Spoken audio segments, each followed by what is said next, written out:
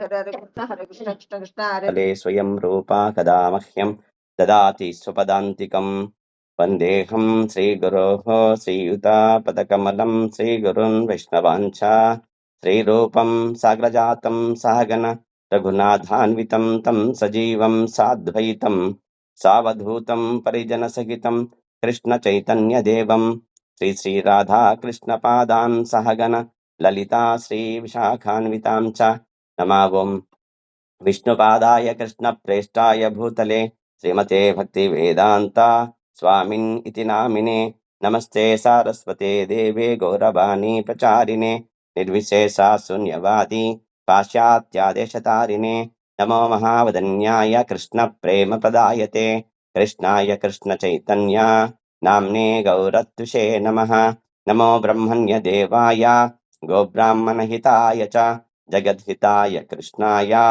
गोविन्दाय नमो नमः। हे कृष्णा करुणा सिन्धो दीनबन्धो जगत्पते गोपेशा गोपिका कान्ता राधा कान्ता नमोऽस्तुते तप्त काञ्चन गौराङ्गी राधे वृन्दावनेश्वरी वृषभानुसुते देवी प्रणमामि हरिप्रिये वाञ्छाकल्पतरुभ्यश्च कृपासिन्धुभ्य एव च पतितानां पावनेभ्यो वैष्णवेभ्यो नमो नमः। जय श्रीकृष्ण चैतन्य प्रभु नित्यानन्द श्री अद्वैत गदाधरा श्रीवासादिगौरभक्तवृन्दा हरे कृष्ण कृष्ण कृष्ण हरे हरे हरे राम राम राम हरे हरे। हरे कृष्ण భక్తులందరికీ ఈనాటి జపట క్లాస్ కు స్వాగతం మరియు సుస్వాగతం. అర్హత లేని నాకు ఈ అవకాశం ఇచ్చిన పరమ గురువు పరమ పూజ్య శ్రీ జయపతాక స్వామి గురు మహారాజ్ గారికి మరియు శిక్షా గురువులైన పూజ్యశ్రీ రూపేశ్వర్ చైతన్య ప్రభు, పూజ్యశ్రీ వైష్ణవ కృప ప్రభు, పూజ్యశ్రీ రఘునందన్ సేవక్ ప్రభు, పూజ్యశ్రీ వేణిమాధవ్ ప్రభు, పూజ్యశ్రీ విపిన విహారీ రామచంద్ర ప్రభు, పూజ్యశ్రీ జయగోవింద్ ప్రభు అందరికీ ప్రణామాలు, సాష్టాంగ దండవత ప్రణామాలు వారి అందరికీ. ఇక భగవద్గీత యథాతథము అధ్యాయము 9 పరమగుహ్య జ్ఞానము, అందునుంచి 14 శ్లోకం. సతతం కీర్తయంతో మాం యతంతశ్చ దృఢవ్రతాః నమస్తంత్యశ్చ మాం భక్త్యా నిత్యయుక్తా ఉపాసతే.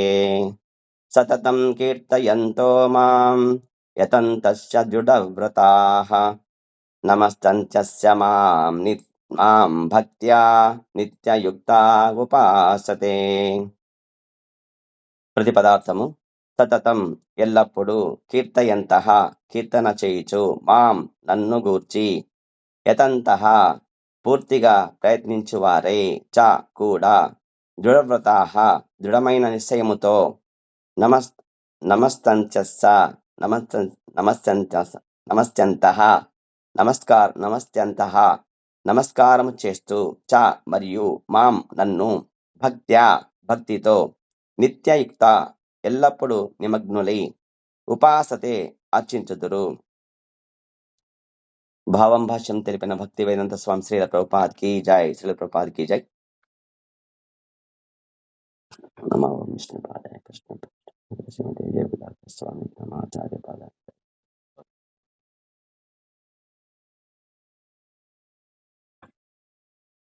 శ్రీకృష్ణ భగవానుడు చెప్తున్నాడు ఇక్కడ అర్జునులతోటి, పరమగుహ్య జ్ఞానం ఇది 9వ అధ్యాయము. ఈ మహాత్ములు ఎల్లప్పుడూ నా మహిమలను కీర్తించుచు, దృఢనిశ్చయముతో ప్రయత్నించుచు, నా ఎదుట నమస్కరించుచు, నిత్యము నన్ను భక్తితో అర్చించుదురు. శ్రీకృష్ణ భగవానుడు అర్జునుడితో చెప్పిన విషయం ఇది. కాబట్టి ఇక్కడ మహాత్ములు భాష్యం చూడండి, చదువుతాను, మీరు వినండి. సామాన్య మానవునకు అధికారికంగా ముద్ర వేసి మహాత్మునిగా తయారు చేయలేము. మహాత్ముని లక్షణములు ఇక్కడ వర్ణించబడెను. మహాత్ముడు నిరంతరము దేవాదిదేవుడైన శ్రీకృష్ణ భగవానుని మహిమలను కీర్తించటలోనే నెలకొని ఉండును. అతనికి మరో ఇతర కార్యములేవి ఉండవు. భక్తుడు సదా భగవంతుని మహిమలను కీర్తించటలోనే నెలకొని ఉండును. అనగా అతడు నిరాకారవాది కాడు. నిరాకారవాది కాదు. భగవంతుని మహిమలను కీర్తించుచు విషయము చర్చకు వచ్చినప్పుడు మానవుడు దేవాది దేవుని పవిత్ర నామము, నిత్య రూపము, దివ్య గుణములు, దివ్య లీలలు, వైభవములు వంటి లక్షణములను స్తుతిస్తూ పరమ పురుషుని కీర్తించవలెను. కనుక మహాత్ముడు దేవాది దేవుడైన శ్రీకృష్ణుని పట్ల ఆసక్తుడై ఉండును. శ్రీకృష్ణ భగవానుని నిరాకార లక్షణమైన బ్రహ్మజ్యోతి పట్ల ఆసక్తుడై ఉండువాడు భగవద్గీతలో మహాత్మునిగా వర్ణించబడలేదు. తరువాతి శ్లోకములో ఇందుకు భిన్నముగా వర్ణించబడెను. శ్రీమద్భాగవతములో తెలుపబడినట్లు దేవతను గూర్చి లేక మానవుని గూర్చి కాకుండా విష్ణువు యొక్క శ్రవణ కీర్తనలో మునిగిన మహాత్ముడు భక్తియుక్త సేవలో నిరంతరం నెలకొని ఉండును. అదే భక్తి. శ్రవణం, కీర్తనం, విష్ణుస్మరణం అనగా విష్ణువును గూర్చి వినుట, కీర్తించుట, స్మరించుట. అట్టి మహాత్ముడు భక్తి యొక్క పంచరసములలో ఏదేని ఒక భక్తి రసము ద్వారా చివరకు దేవాది దేవుని సాంగత్యమును పొందవలెనను దృఢ నిశ్చయమును కలిగి ఉండును. దానిలో విజయమును సాధించుట కొరకు అతడు తన మనోవాక్కాయ కర్మలన్నింటినీ ఆ దేవాది దేవుడైన శ్రీకృష్ణుని సేవలోనే వినియోగించును. అదే పరిపూర్ణ కృష్ణ చైతన్యము. భక్తియుక్త సేవలో వ్రతములుగా పిలువబడు కొన్ని కార్యక్రమములు ఉండును. అట్టి దృఢవ్రతములు అనగా ఏకాదశులలో మరియు శ్రీకృష్ణాష్టమి రోజున ఉపవసించుట, దివ్యధామమున దేవాది దేవుని సాంగత్యమును వాంఛించు వారి కొరకై అట్టి నియమములు మహానీయులైన ఆచార్యులచే ఏర్పాటు చేయబడెను. మహాత్ములు అట్టి నియమముల అన్నింటినీ శ్రద్ధగా పాటించుదురు. కనుక వారు తప్పక ఆశించిన ఫలమును సాధింపగలుగుదురు. ఈ అధ్యాయపు 2వ శ్లోకములో వర్ణించబడినట్లు భక్తియుక్త సేవ సులభమే కాకుండా సుఖముగా నిర్వహించుటకు సాధ్యపడు నట్టిది. కనుక మానవుడు కఠినమైన తపోనిష్టలను అనుభవించ అవసరమే లేదు. మానవుడు తానే బ్రహ్మచర్య, గృహస్థ, వానప్రస్థ, సన్యాస ఆశ్రమము దేనిలోనైనను ఏ స్థితిలోనైనను ప్రపంచములో ఎక్కడ నివసిస్తున్నను కేవలము అనుభవజ్ఞుడైన ఆధ్యాత్మిక ఆచార్యుని పర్యవేక్షణలో దేవాది దేవునకు భక్తియుక్త సేవ అందిస్తూ భక్తితో కూడిన జీవితమును గడపవలెను.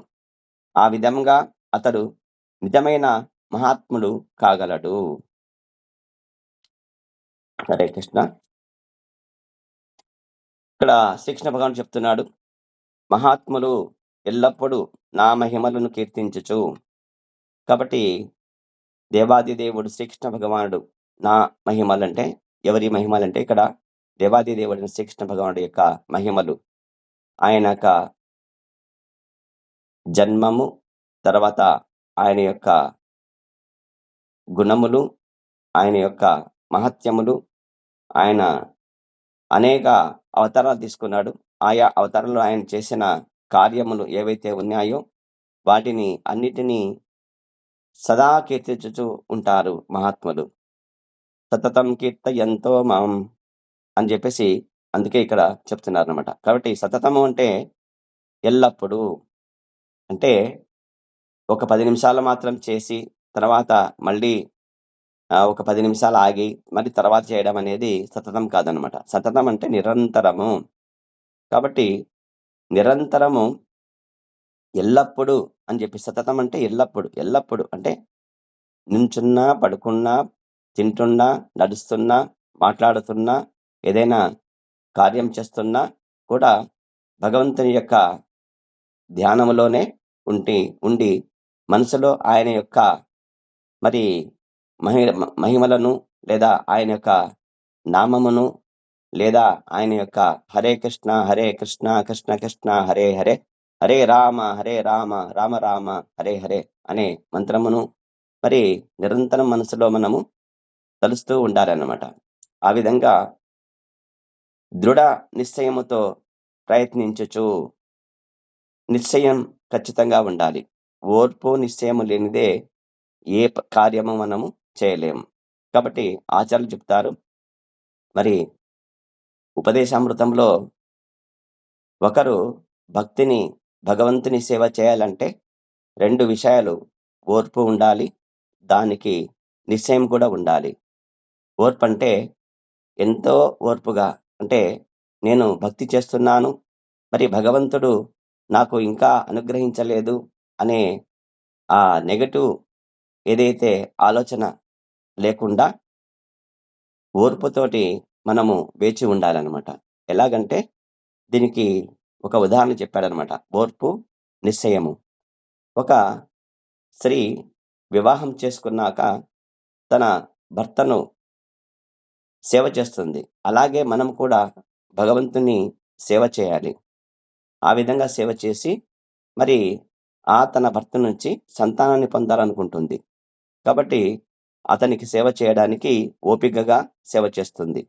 తర్వాత నిశ్చయంగా తన వల్ల ఒక బిడ్డను మరి కనాలనిపిస్తుంది అంటుంది అని వ్రతం తీసుకుంటుంది. కాబట్టి ఆ విధంగా మనం కూడా ఫలం అంటే ఏంటంటే బిడ్డను ప్రసవించడం అనేది ఆ స్త్రీ యొక్క వివాహం చేసుకున్న తన భర్త ద్వారా పొందాలనేది ఫలం అనమాట. కాబట్టి ఆ విధంగా వచ్చేసి మనము ఓర్పుగా భగవంతుని సేవలో ఉండాలి.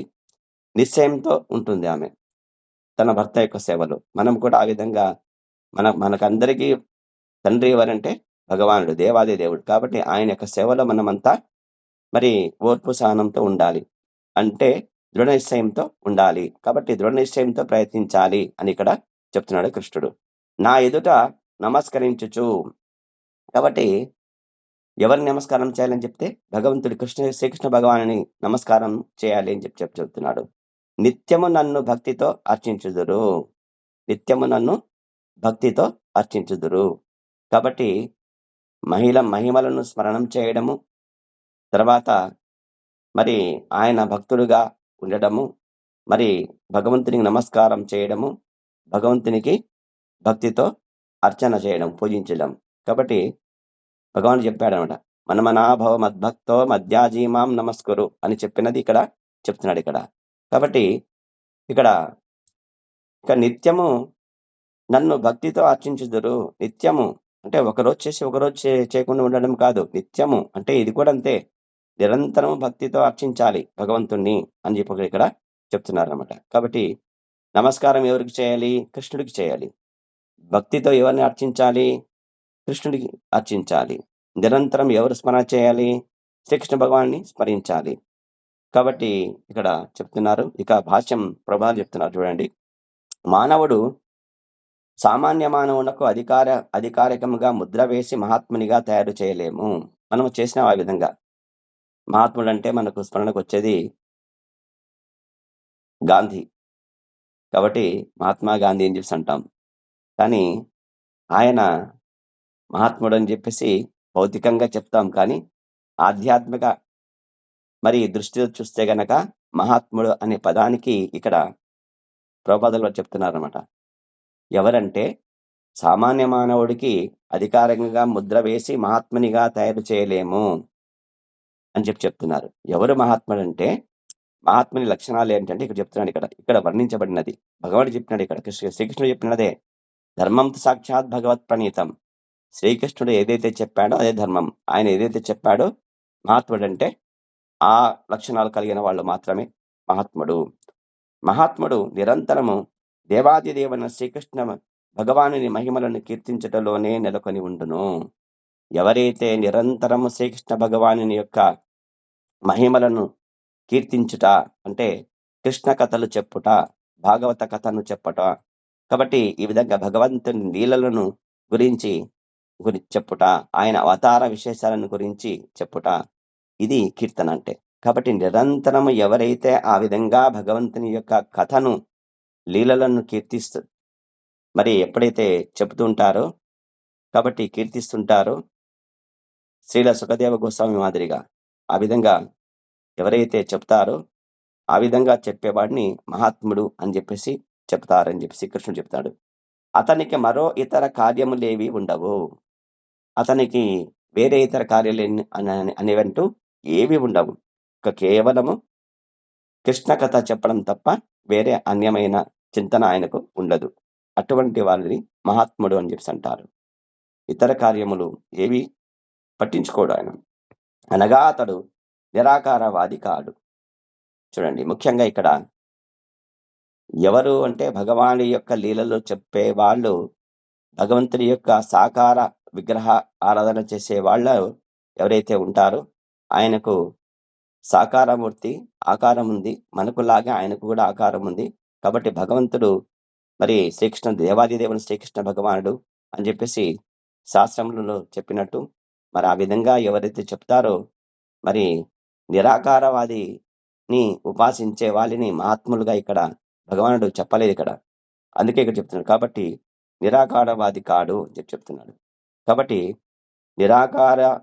నిరాకార ఉపాసన చేసే వాళ్ళు ఎవరైతే ఉంటారో వాళ్ళని మహాత్ములుగా చెప్పడానికి వీలు లేదు అని ఇక్కడ అర్థం.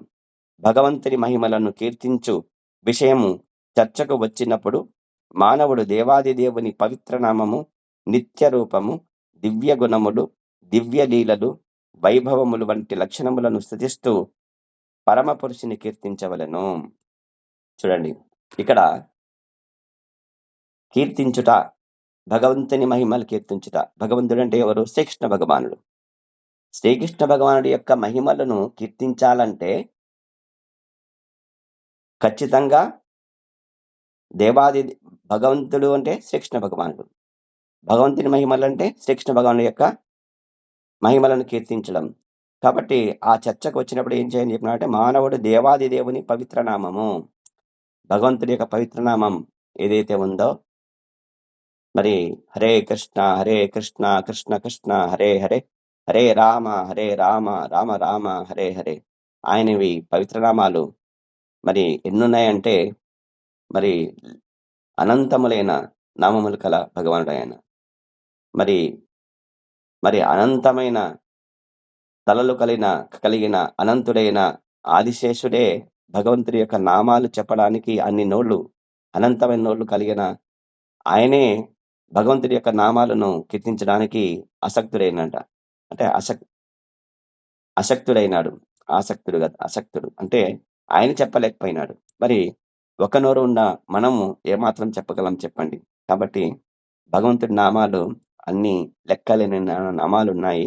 కాబట్టి దేవాది దేవుని పవిత్ర నామాన్ని మనము ఎప్పుడు నిరంతరం కృష్ణ రామ అని చెప్పేసి చాలా మనము అచ్యుతం కేశవం రామనారాయణం అని చెప్పేసి ఈ విధంగా ఆయన భగవంతుడి యొక్క పవిత్ర నామాలను మనము కీర్తించాలి అంటున్నాడు. నిత్య రూపము, ఆయన యొక్క నిత్య రూపం ఏంటంటే సహజ సుందర శ్యామ వర్ణమైన ద్విభుజ రూపము భగవంతుడిది.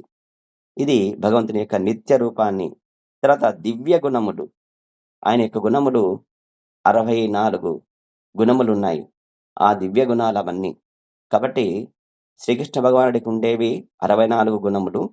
60 గుణములు విష్ణువుకు ఉంటాయి. తర్వాత 55 గుణములు శివుడికి, మహాదేవుడికి ఉంటాయి. 50 గుణములు బ్రహ్మదేవుడికి ఉంటాయి. ఈ విధంగా గుణాలను పట్టేసి ఉత్తమమైన మరి గుణములు, అధికమైన గుణములు కలిగిన వారెవరంటే దేవాది దేవుడు శ్రీకృష్ణ భగవానుడు. కాబట్టి 64 గుణములు, ఆ కృష్ణుడి యొక్క గుణాలు ఏవైతే ఉన్నాయో వాటిని మనము నిత్యము కీర్తించాలి. దివ్య గుణములవి. కాబట్టి ఆయన యొక్క దివ్య లీలలు శ్రీకృష్ణ భగవానుడు మరి మధురలో మరి దేవకీదేవి వసుదేవుల దగ్గర మరి సాకారమూర్తిగా ఆయన ప్రత్యక్షమైపోయి, నేను మీకు మూడవసారి నేను మీకు కుమారుడుగా జన్మిస్తున్నాను, అవతరిస్తున్నా నేను. మీరు పూర్వము తపస్సు చేసినప్పుడు మీకు 3 సార్లు నాకు మీలాంటి పుత్రుడు కావాలి అని చెప్పేసి మీరు తపస్సు చేసినప్పుడు, నేను మీకు మీరు నాలాంటి పుత్రుడంటే నేను కాక మరొక్కరు లేరు కాబట్టి నేనే స్వయంగా మీకు 3 సార్లు పుత్రుడుగా మరి జన్మిస్తానని చెప్పేసి, అవతరిస్తానని చెప్పేసి మీకు మాటిచ్చాను. కాబట్టి ఇప్పుడు నేను వచ్చానని చెప్పేసి ఆ విధంగా మరి వసుదేవులకు చెప్తాడు. ఆయన చేయాల్సిన కార్యాన్ని చెప్తాడనమాట.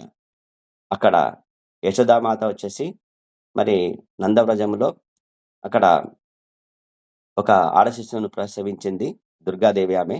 అక్కడ నన్ను వదిలేసి ఆ ఆ అమ్మాయిని ఇక్కడ మీరు తెచ్చుకోండి అని చెప్పేసి ఆయన ఆ విధంగా మొత్తము ఏం చేయాలో కార్యక్రమం మొత్తం చెప్పి ఒక కమలములో ఆయన ఉద్భవిస్తాడనమాట.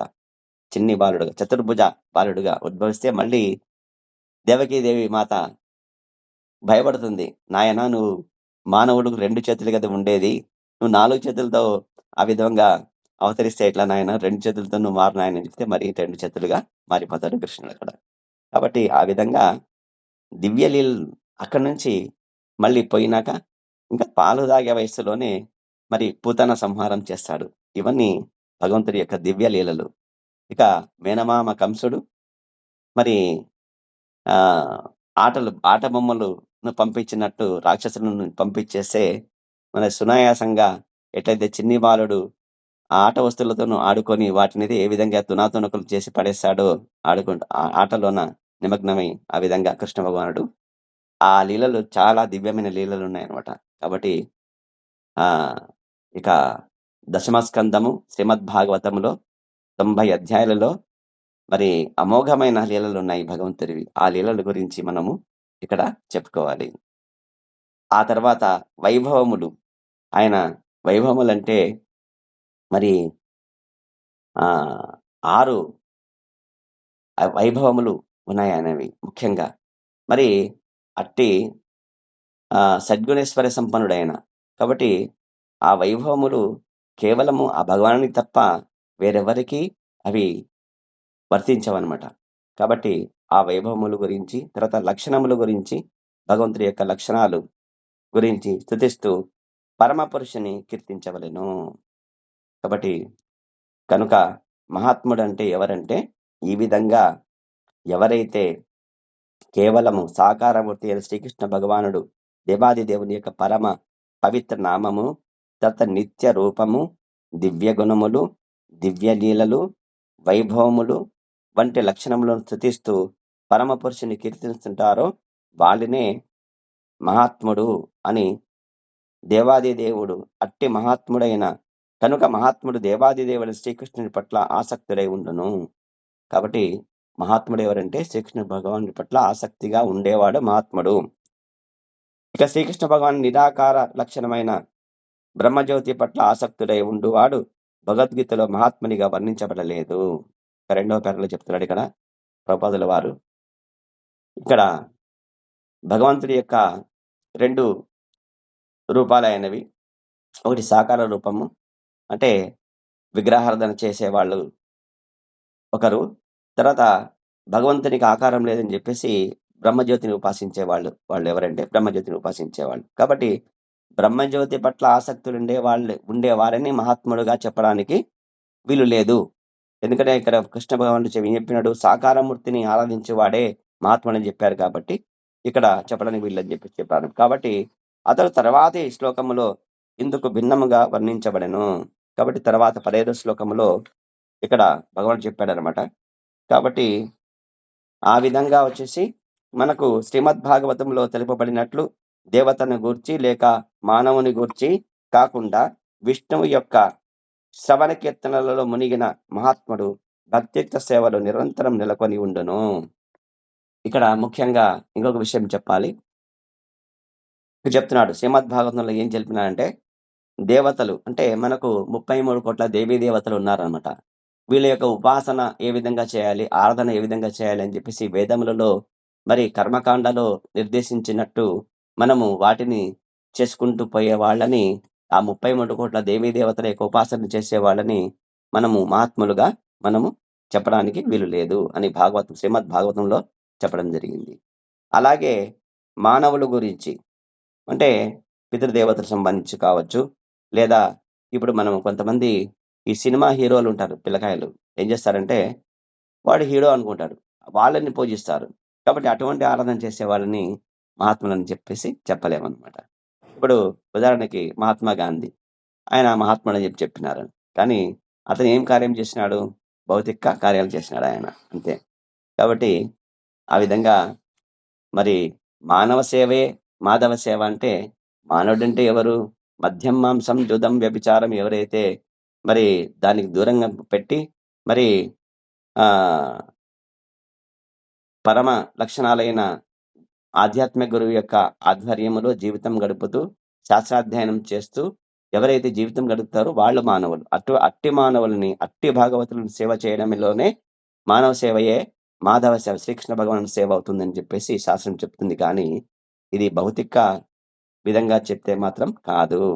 అందుకే మానవులు కానీ దేవీ దేవతలు 33 కోట్ల దేవీ దేవతలు కానీ పూజ చేసిన వాళ్ళని మనము మహాత్ములుగా పరిగణించడానికి వీలు లేదని చెప్పేసి భక్తియుక్త సేవలో నిరంతరము విష్ణువు యొక్క సేవలో ఉండేవారు. విష్ణువు అంటే ఎవరంటే ఈ బ్రహ్మాండంలో మరి సృష్టికర్త బ్రహ్మగారు, తర్వాత పోషించేవారు విష్ణువు, లయము చేయవారు మహాదేవుడు శివుడు. కాబట్టి దీంట్లో తండ్రి పాత్ర ఎవరిదంటే ముఖ్యంగా విష్ణువు, విష్ణు భగవానుడు. అంటే ఆయన శ్రీకృష్ణ భగవానుడి యొక్క అంశ, స్వాంశ ఆయన. కాబట్టి ఆ విధంగా వచ్చేసి విష్ణువు యొక్క శ్రవణ కీర్తనలలో మునిగిన మహాత్ముడు భక్తియుక్త సేవలో నిరంతరం నెలకొని ఉండును.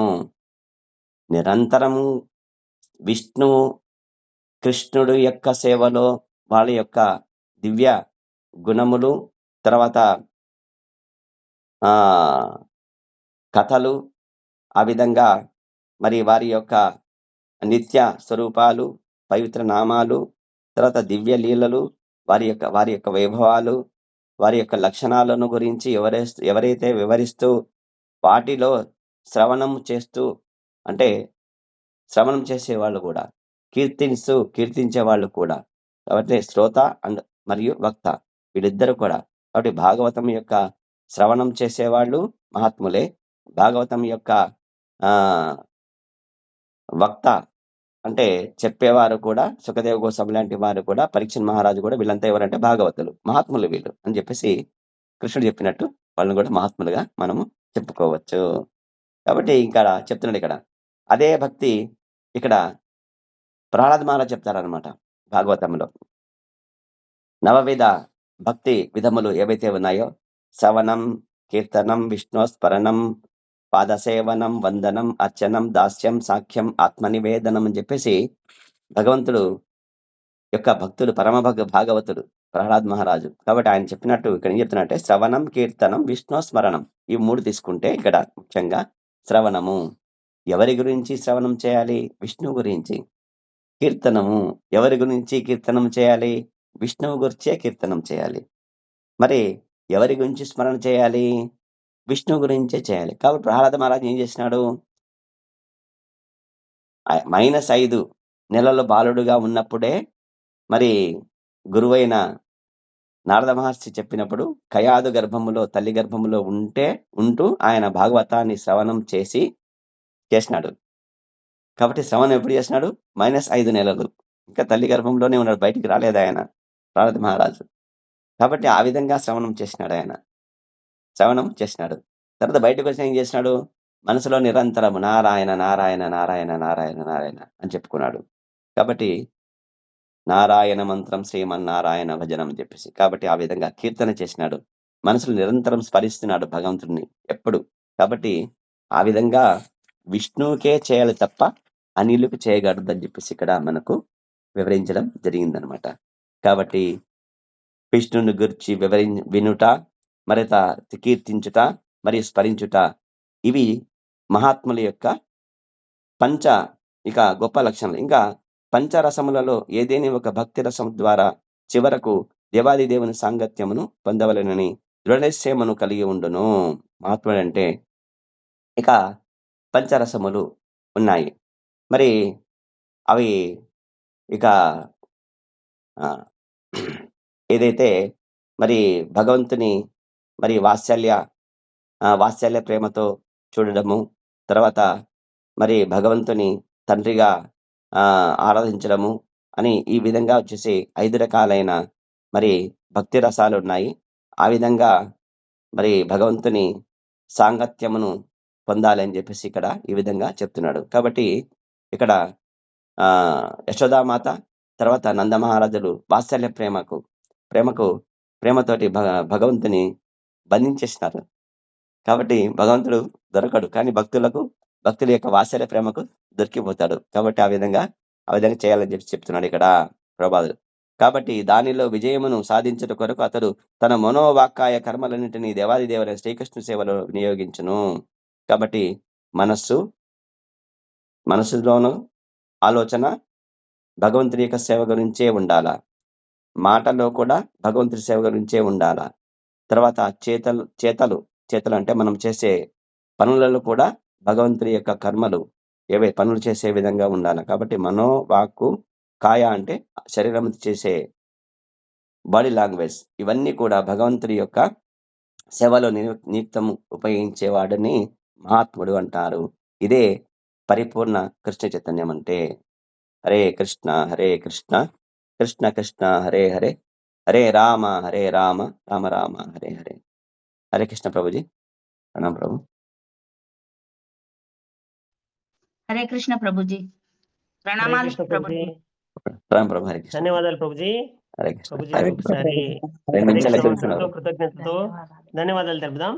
Hare Hare Krishna Hare Krishna Krishna Krishna Hare Hare, Hare Rama Hare Rama Rama Rama Hare Hare. Thank you very much ప్రభుజీ. హరే కృష్ణ ప్రభుజీ. ధన్యవాదాలు ప్రభుజీ. హరే కృష్ణ. ప్రణామాలు ప్రభుజీ. హరే కృష్ణ. ప్రణామాలు. హరే కృష్ణ.